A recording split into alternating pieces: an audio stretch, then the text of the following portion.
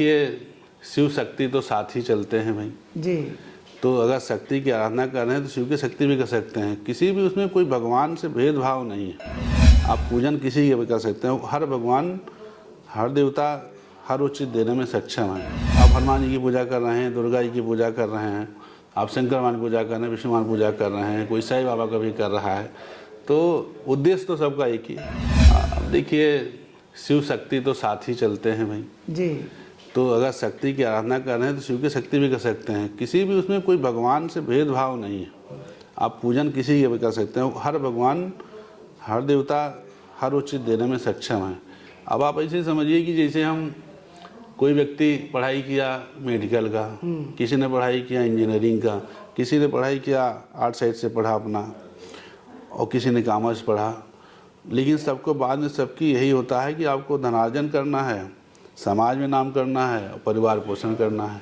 ऐसे ही आप जो है, आप हनुमान जी की पूजा कर रहे हैं, दुर्गा जी की पूजा कर रहे हैं, आप शंकर भगवान की पूजा कर रहे हैं, विष्णु भगवान पूजा कर रहे हैं, कोई साईं बाबा का भी कर रहा है, तो उद्देश्य तो सबका एक ही है कि हमारा सुख समृद्धि हो, परिवार में सुख समृद्धि रहे, हमें पैसा कमाना। लेकिन अगर आप देखिए कुंडली में देख लीजिए, अगर इष्ट आपका, जैसे अब किसी का दिमाग अगर बना है कि उसको मैथ का दिमाग है, उसको बायो बढ़ा दिया जाए तो उतना प्रगति नहीं कर पाएगा। किसी का बायो का उसका दिमाग है, उसको आप मैथ में कर लीजिए तो वो थोड़ा मेहनत तो करेगा, लेकिन वो बात नहीं रहेगी। तो अगर वो अपने, अगर किसी का कुंडली में अगर है कि देवी उपासना करे तो ज़्यादा ऊंचाई पकड़ लेगा।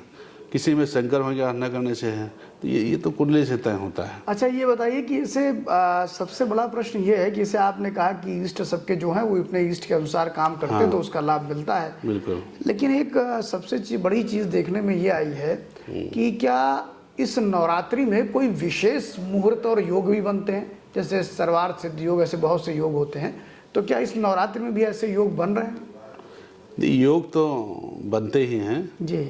अब इतना तो अभी देखा नहीं है, लेकिन यह है कि इस बार दशहरा विजयदशमी विशेष है, वो विशेष है। उसमें बिल्कुल काम कर सकते हैं। अष्टमी नवमी, अच्छा, उसमें कोई आसान उपाय हमारे दर्शकों के लिए विजयदशमी में कि वो जा करके? देखिए, अष्टमी नवमी एक दिन पढ़ने से अष्टमी की जो है महागौरी होती हैं और नवमी की सिद्धिदात्री होती हैं। सिद्धिदात्री और महागौरी एक ही दिन का पड़ जा रहा है, तो उस दिन आप पूजा पाठ, आप अष्टमी का व्रत तो रखना ही रखना चाहिए। इस बार अष्टमी नवमी एक ही दिन है, तो उसमें पूजा पाठ करने, व्रत करने का विशेष फल मिलेगा। उपाय में विजयदशमी में है कि आप, हम तो कहेंगे नवान मंत्र का जाप करें। सिद्ध कुंजिका सबसे आसान है, ना कुछ कर्म तो सिद्ध कुंजिका कहते हैं। अगर आप सिद्ध कुंजिका नहीं पढ़ते तो दुर्गा सप्तशती का फल ही नहीं मिलता। अच्छा। तो आप सिद्ध कुंजिका पढ़ें, उसमें आपके जितने भी कामनाएं होती हैं, मतलब उसमें तो मारण, मोहन, वशीकरण, उच्चाटन, ये अविचार भी उससे दूर हो जाते हैं। अच्छा, बिल्कुल।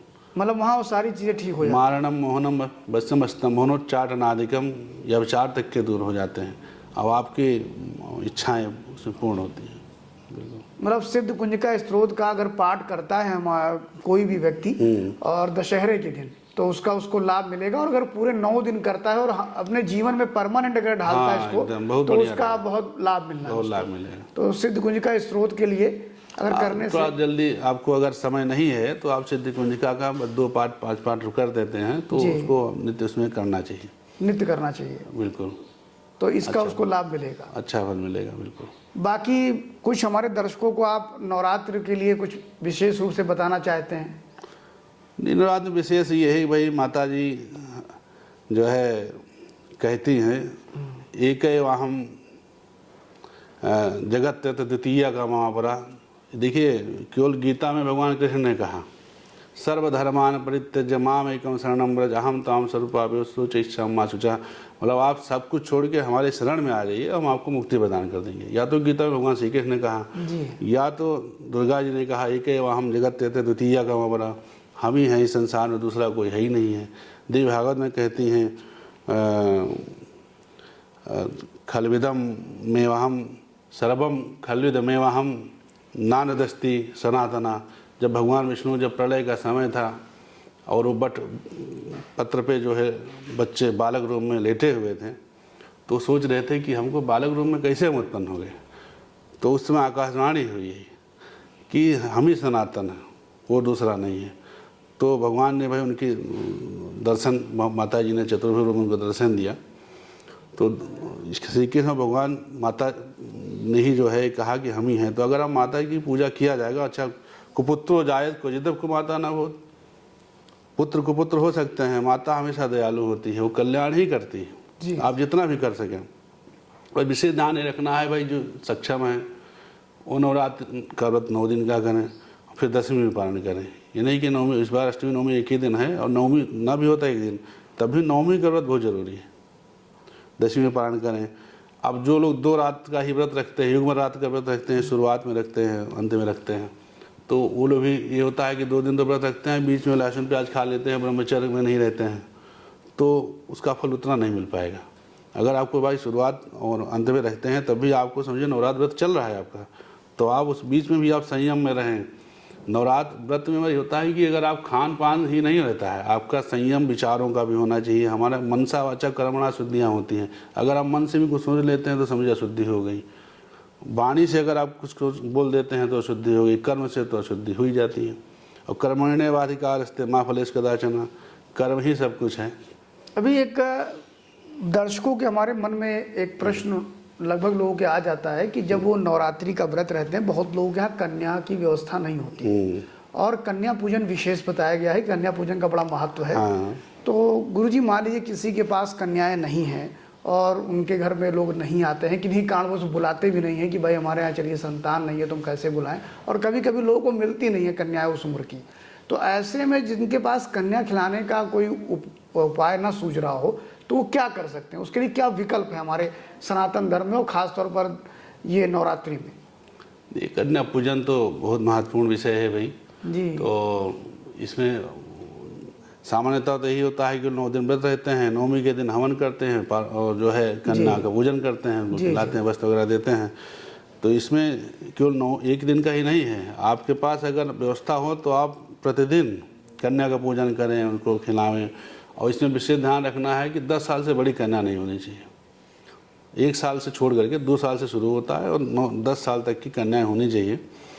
अब ऐसा तो है नहीं भाई, लड़कियां तो खूब हैं, कन्याएं खूब हैं, आदमी उस समय मिल जाए तो करें, या अनाथालय। अक्सर लोग भेजना भी पसंद अब नहीं करते हैं। इससे पहले एक समय था कि कन्याएं मिलना मुश्किल नहीं था, आज के अगर 20 साल पहले चलते हैं तो वहाँ कन्याएं लोग सहार देते भी थे लोग कि भाई मेरी बेटी को ले जाओ और सारी चीजें। अब जो दिक्कतें हैं उससे ये संकट खड़ा हो रहा है लोगों के सामने। शहरी क्षेत्र में तो बहुत ही ज्यादा संकट है ये। नहीं तो कोई अनाथालय देखना जहाँ बच्चे मिल सकते हैं, वहाँ तो भाई लोग ग्रहण ही कर लेंगे जी, उसमें प्रयास करें। और बाकी अगर बिल्कुल ना मिल पाए भाई, कोई ऐसी जगह पे ऐसा बहुत कमी है, हो सकता है कि अनाथालय भी ना हो, बच्चे भी ना मिले। हाँ, तो क्या विकल्प है उसके लिए? तो उसमें संकल्प कर लें, बच्चे का दान कर लें, उसको उस पैसे को लेकर के दान पुण्य कर दें, मंदिर में चढ़ावें। मतलब उसका भी लाभ वही मिलेगा? नहीं, वही तो नहीं मिलेगा लेकिन लाभ मिलेगा। लाभ मिलेगा भाई, आप कन्या को बुलाते हैं घर में, उनका पाद प्रक्षालन करते हैं, उनका आप। अच्छा, कन्या को खिलाने के लिए लोग अक्सर जलेबी दही खिला देते हैं, तो कन्या पूजन के बाद क्या उनके भी जो भोजन हम करा रहे हैं श्रद्धा पूर्वक, तो दही जलेबी का प्रचलन नहीं, ये तो आसान पड़ जाता है, तो जलेबी ले आए बना लिए, इसमें आप भोजन कुछ भी करा सकते हैं, मीठा भोजन भी कराना चाहिए। अच्छा, खीर पूड़ी बनाने, हलवा बनाए, जितना भी खिलाना है गुना करके, प्रसन्न हो, कन्या प्रसन्न हो। अच्छा, उसको आप खिलाओ इस तरीके से। कन्या का वो माता का रूप होती है। अच्छा अच्छा। तो जितना आप, ये नहीं कि आप दही जलेबी खिलाएं, पूड़ी खिलाएं, जो आप खिला सकते हैं वो खिला सकते हैं, बना सकते हैं, खिलाएं। तो यानी हमारे दर्शकों के लिए आपका यही संदेश है कि अगर कन्या नहीं मिलती है तो आप किसी अनाथालय में जा कर के दान पुण्य कर सकते हैं, और अगर ये भी नहीं है तो आप फिर उनके नाम से सीधा, जिसको बोलते हैं यानी कि सामग्री, कच्ची रसोई जो है वो ले आकर के आप दान कर सकते हैं किसी भी मंदिर पे और कहीं भी।